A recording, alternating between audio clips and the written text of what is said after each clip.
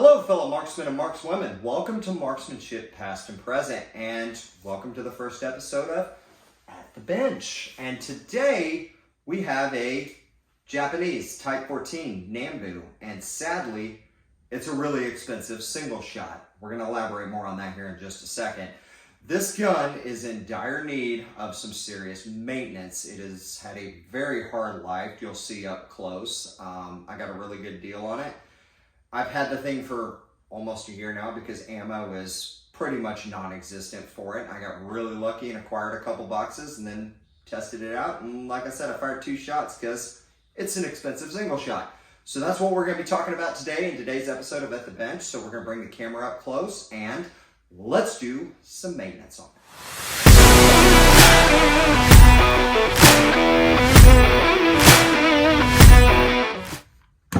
Alright guys, so here she is, Japanese Type 14 Nambu, and good God, has this gun not had a hard life. So first, let's make sure indeed she is clear. The guts aren't in it, and I'll explain that why here in just a second. You can see them all sitting right there. So gun is clear, just so you guys can see on camera. Magazine's out, and our magazine, off camera, doesn't have any ammo except for an empty case. More on that in a second. Alright, so take a quick look. Get you guys up close. You can see this gun is extremely pitted. It does have a lot of the bluing left on it, though, surprisingly. You can see some of the brown inside of there. I can't tell if that's rust or patina.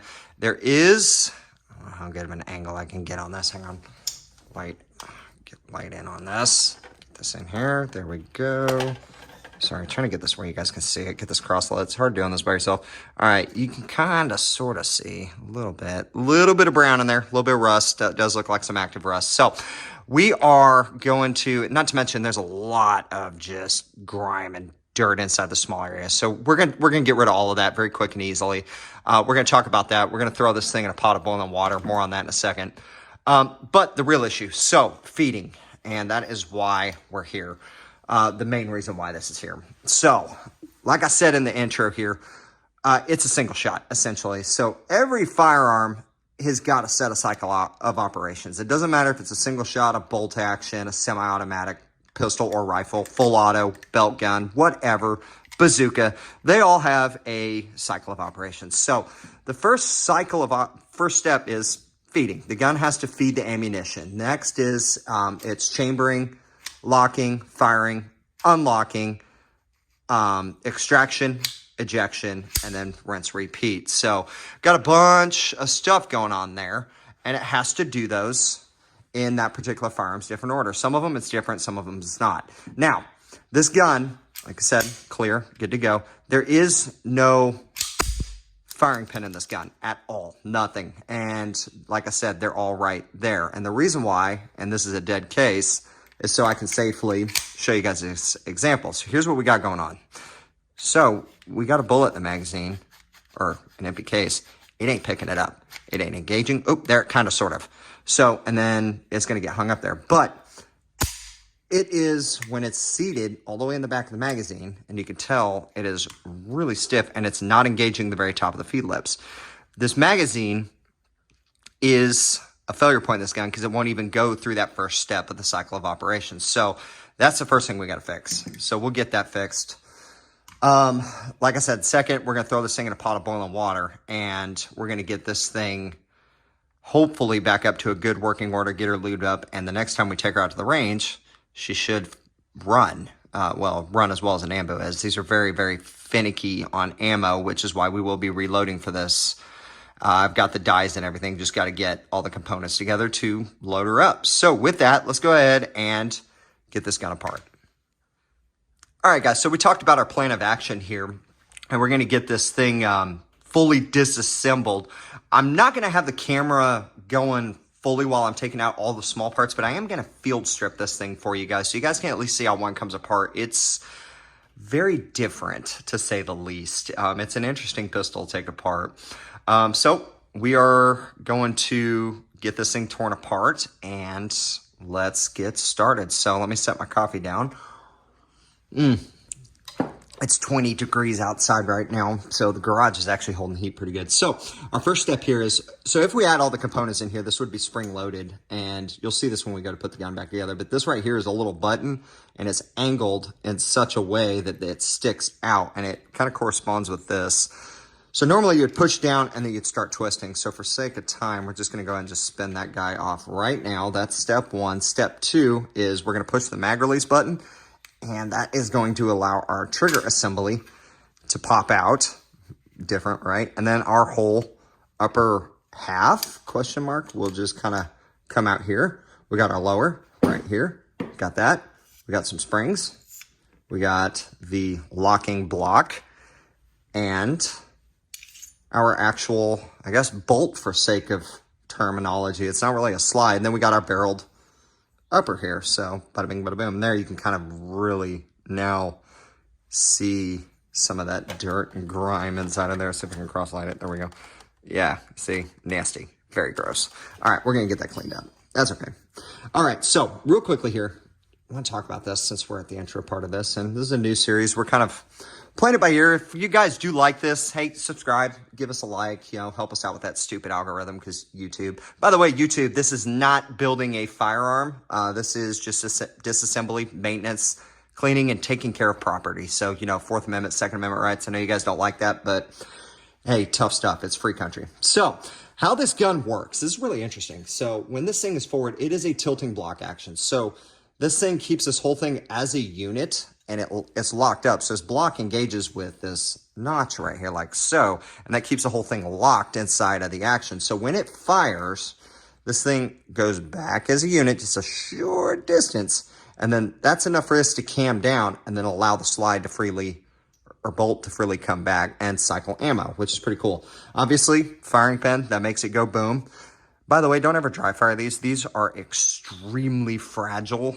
These are very well known for breaking. In fact, they got issued with 2 of them. It was that much of a problem. Of course, we got a firing pin spring, and we've got the disassembly button. So, and then the cocking knob as well, and trigger, because trigger is its own thing. So, all right, guys. So I'm gonna get this thing fully disassembled off camera real quick, and then we'll discuss our next step. Okay. Okay, guys, so it looks like a mess of parts. It's not that bad, I promise. All right, so here's a couple examples of what I'm talking about here. So, focus, focus, focus. That is corrosion. That is not good. This is why we take guns apart, especially mil syrups, because some of these guns, some of these parts inside these things, especially like this is the disconnector for this pistol. Some of these parts haven't seen the daylight in years, decades. I mean, that's bad. When I took off the right grip strap, yeah, that's showing up on camera pretty good. That is active rust. That is not good. We're going to show you guys how to get rid of that. All these other parts, a lot of these guys don't look terrible. I mean, you can tell definitely, focus. Put my hand back here so it focuses. There we go. You can see they got some age on them, but they're not like rusting. So there's not a lot of rust on this. There is a lot of dirt and grime. So that's good. This little guy here. So some parts you just can't take off and you can't fix. This is a good example. We're going to clean this up, keep it from breaking. This is a spring to help kind of retain the mag. Keep it from, you know, wiggling around inside. And it still does its part, but they got it riveted right there. Oh, more rust right there too. See that? And right there. So those are all riveted in. You can't take that out. Nor do we want to. Now we've got some parts, and this is another one of those parts. This trigger is actually basically riveted in there. They shoved a pin in there and just they squished it on the other side. There is no getting this out without tearing it down. So we did take the sear out of it because the sear is actually connected onto the trigger. We got that spring out so we can get that thing cleaned and make it look pretty. But yeah, that's what we're looking at. I mean, you can see the numbers there. You got 644. Even the sear is serialized, which I didn't know. Kind of cool, but let's see if we can get that to come up. Yeah, there it is. Ooh, that came through. 644. Pretty cool. As far as I'm aware of, most of this gun is pretty much matching. Nope, not quite. This one's the upper assembly. It looks like it's 875, but a lot of the other parts are serialized. Kind of like the Luger in some aspects. You know, this one, I don't know where the serial is. There it is. Okay, so that one's matching. That's 644. A lot of parts are matching to this gun. Don't have a matching mag. That's 644. So it looks like this whole part, it's the only part that's not matching. Pretty nifty. And then here, the frame, 644. So, yeah, cool, right? So we kind of talked about how the gun works, what we're going to do to get rid of this rust and stuff like that. So we're going to throw this thing in a pot of boiling water. That's going to convert this active rust to black oxide, and then we're going to take a carding wheel to it. More on that in a second. I got a perfect example of what not to do. Next thing we're going to do, we're going to take apart this magazine real quick, and we are going to see what's going on here. All right, so what we're going to do here is we're going to make sure... Yeah, that'll come out. Okay, so what we're looking at is, right here, you can even tell the pen's kind of starting to cross out on here. So real quickly, since we're about to do the magazine, I want to talk about this real quick as I'm taking this thing apart. When you dealing with magazines and stuff like that, sometimes you can buy repop magazines for these guns. Not always. Let's see where we're at on that. Yep, there it goes. It's coming. Not always can you buy repops, and sometimes the originals are just too damn expensive. And that is the case of this. I'm seeing used magazines in varying conditions that are running right around 150 to even 200 bucks for some of the nicer examples. Oh, we got to flip this over. And that's just not feasible. Oh yeah, that was just going to come right out. Perfect. That's just not feasible. So let's take this bottom metal out. Oh, the spring's in pretty good condition. You can see how long that spring is.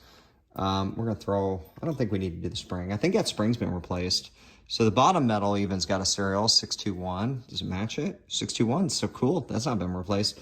And then we got our follower, which doesn't even want to freaking come out because it's so down the hell up. My question is how they... Oh yeah, this magazine's toast.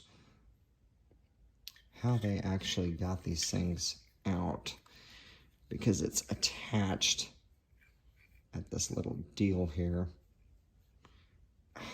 Damn, this magazine is toast. All right, so you could tell that this follower is not wanting to come out, and now it's bound up because this thing is like bent inwards. And if you look at it, you could tell it's been squished inwards. So we're going to probably make a wedge of some sort to kind of get this back to its original dimensions. I'm going to look around and see if I can find maybe what the original dimensions are. If not, we're going to base it off the case. We'll take measurements off of the cases and kind of give us 10,000th of an inch, 1,000th of an inch, something like that. We'll do some measurements. I don't know, but I've got a set of calipers off screen, and we're gonna mic a case, mic the inner diameter of this, and see what we got to do to get this thing to where it'll feed and still allow the mag to drop free. So, more on that in a second.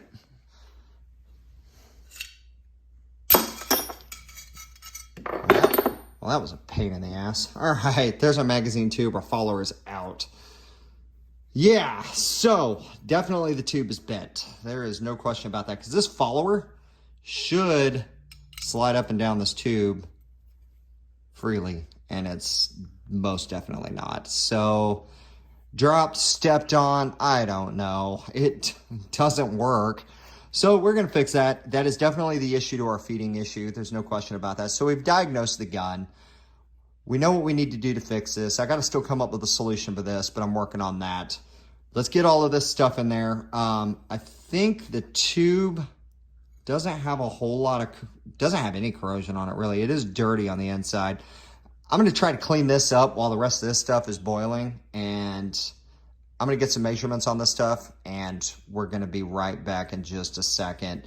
I'm going to get some measurements on this, kind of give you guys a plan of action on what I'm planning on doing with this, and seeing if there's something that we can do to allow this follower to go free, and then we'll boil this thing and clean it. We're going to go ahead and boil it. We're here. We got it apart. So, all right, guys.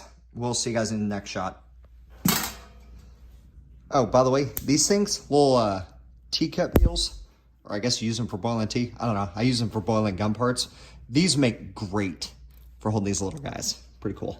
So we're going to stick their magazine pins, all our small parts. We'll stick all that in there. Our springs, screws, all that stuff. All that little itty bitty stuff. That way you don't gotta chase it in a boiling pot of water, because no one wants to do that. That really sucks. All right, magazine catch, sear, those springs are fine, all those parts are fine. Ah, mag screws. Yeah, we need to do those. Get those separated. All right, sweet, cool, perfect.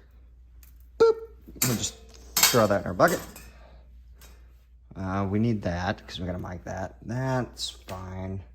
These springs, they're fine.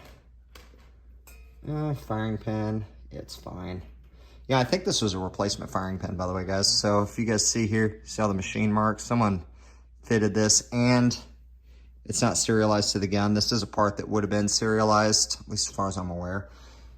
If I'm wrong, tell me in the comments. I'll admit when I'm wrong, guys, if you guys know more about this stuff. These extractors are a big time pain in the butt. I'm not sure if I'm gonna take this out yet. We might. I'm gonna set that aside. Set all the rest of this stuff. We're gonna get this in the pot. So, all right, sure, we'll clean all that up as much as we can inside. So we're just gonna throw all this stuff in here and boil the thing out. So we'll see you guys at the pot here in just a second. All right, we got water bubbling and a boiling. Just regular, pure tap water. Sometimes parts don't fit in the basket. You just gotta improvise. So we're gonna stick that guy in there first. Let that kind of sit in there. We'll fish them out here in a minute. We're gonna set the rest of these parts in there. On top, like so. In theory, maybe not. And sometimes not everything's covering. Oop, drop the cap. Put a little bit more water in there. And let me do our thing. There we go. All right. And we're going to let that bubble up. You can see a lot of that crap coming off already. Oh, you know what? This really tells you the truth, by the way. Let me get the camera here. This allows me to... stupid camera shut off. All right. Anyways, this makes a really good point. You see all the orange? How it comes up?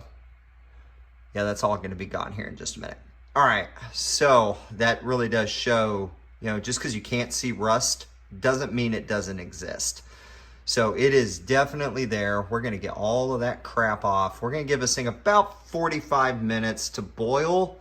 And, well, I'll wait till it gets back to a rolling boil because I added water. But then we'll set a timer. Give it about 35, 40 minutes or so, 45 minutes. We'll see how I feel. And then we'll bring this back, and that will come into play here in a second. We'll talk about that in a minute. All right, guys, check it out. So now we can effectively actually get around in this thing, and it's not insanely hard to actually get it in and out. And the best part is here, so the follower, now, let me control the spring here. Get rid of that.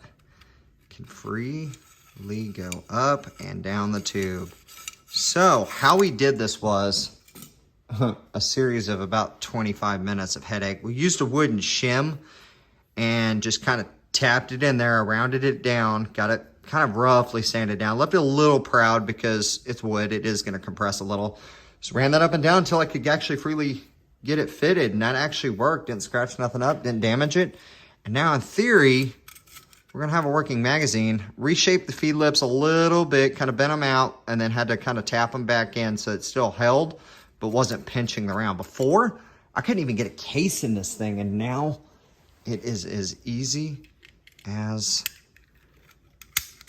that. And that is how a magazine should work. All right, guys, timer's about to go off for the other parts, and then we're gonna go over to the carding wheel, and we're gonna get this thing finished up, cleaned up, oiled, put back together, and we'll be good to go.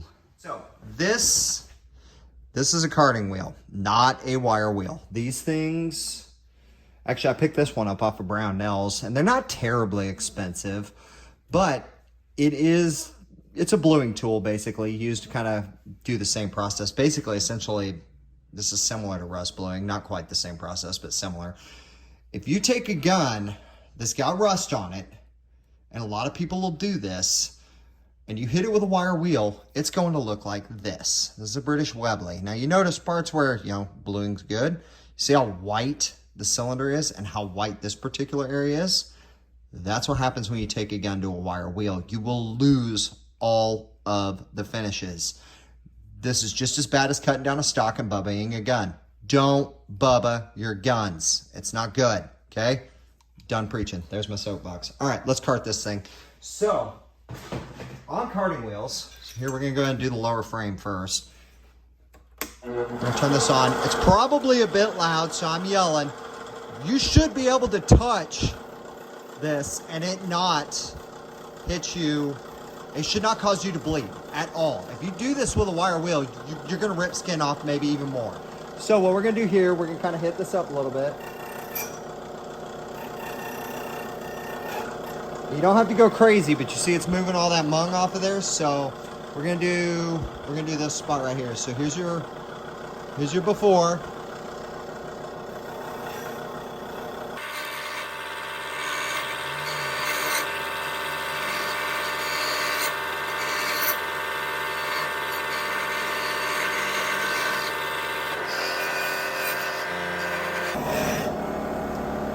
Go. There's your after. So now you can see how all that bluing's still showing up. Yeah, we got the pitting. There's still a little bit more rust in there. We're gonna have to redo this, like I said in the previous frame, but way better. Let's go ahead and do up here real quick, kind of give you guys a rundown. Actually, I lied. We're gonna do over here because this is where all the nasty crap is. And right there.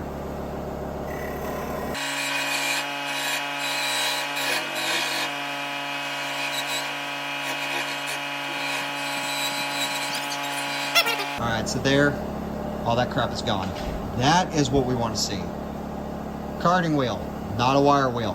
Carting wheel, no wire wheel. Bluing, Webley, no bluing.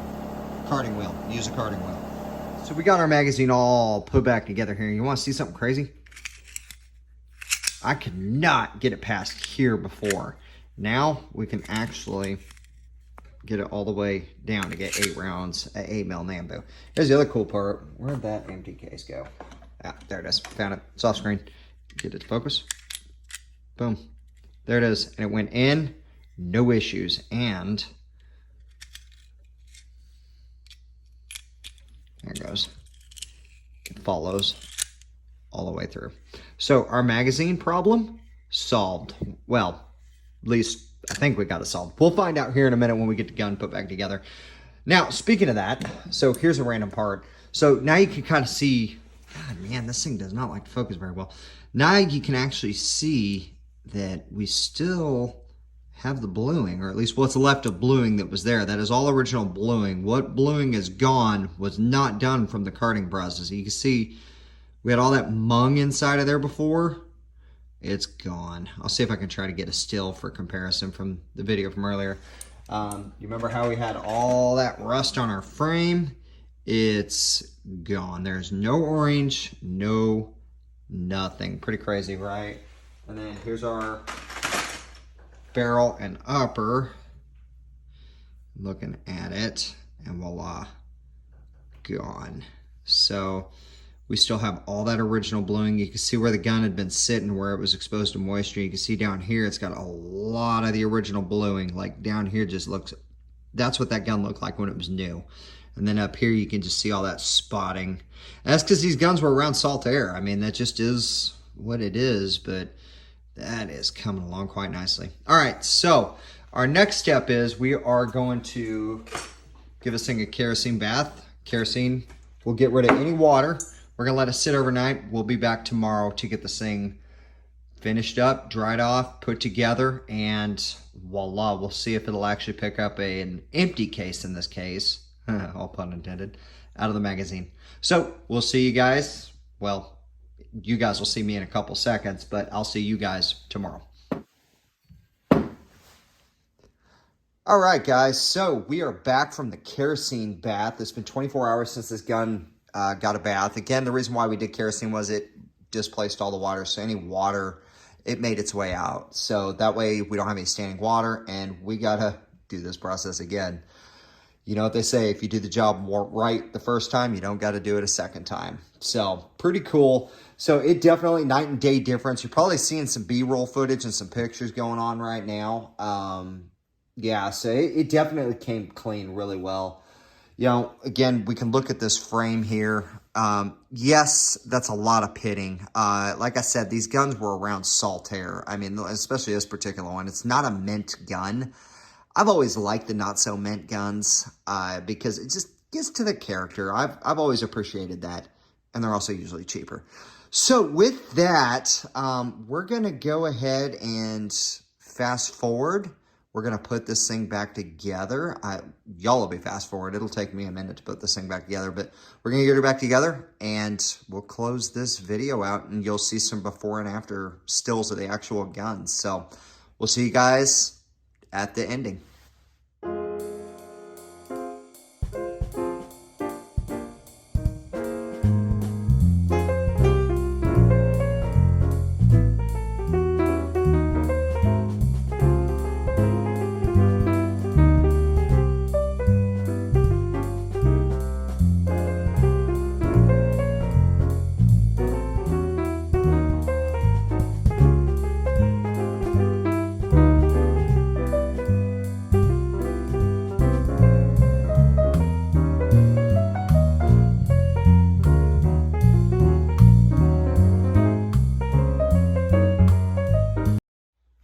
All right, let's functions check this. So final step here. So magazine goes in, comes out, stick it back in, bolt locks open on the follower. We pull the mag out, bolt goes forward. All right, cool. So that's up and running. All right, so this is a dummy round. No primer, no powder, just an empty case with a ball round. Stick in the mag. It goes into the mag with no problems, and it indeed follows. These things never, there it goes. These things never want to work right. There it goes. And it is indeed going in the magazine with no problems. Feeding, going down, goes back up, pops up to where it needs to feed, right? All right, moment of truth. Well, nothing hung up. Did it? Ooh, I see brass. Nice. Okay. Let's try that again.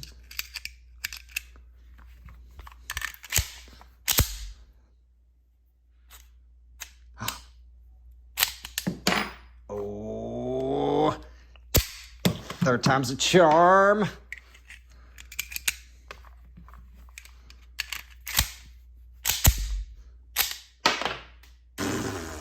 Dummy round fell behind the counter, but hey, it lives. It lives. Got a feeding, functioning Nambu. All right, guys, so let's go ahead and pull the camera back, and we're gonna close it out so you guys, we can close this video out. Man, I'm stoked. Sweet. We have a living gun. That was a very challenging project, especially this magazine, but the hard work paid off. All right, we'll see you guys in the out scene. Well, there you guys have it. We now have a clean and rust-free Type 14 Nambu, and we got a fully functional magazine. And we put them together, we have a gun that cycles, ejects, and is no longer an expensive single shot, but a working piece of history. In theory, we'll test fire it, we'll make sure. And if it's a successful test fire, then we can get on the journey of loading ammo so this thing isn't so picky with it, and we can actually get you guys a video so we can appreciate this piece of history. Man, guys, if you like this type of video, if you like this series, let me know, and we'll keep doing them. I mean, this is just stuff that I do to keep these old guns up and running. So, I mean, they need love. They need to be taken care of in order for them to work properly. If you guys liked it, subscribe, hit that like button, all the normal YouTube jazz. I'm Chris Smith from Marksmanship Past and Present, and we'll see you guys in the next video. We love you guys. Take care.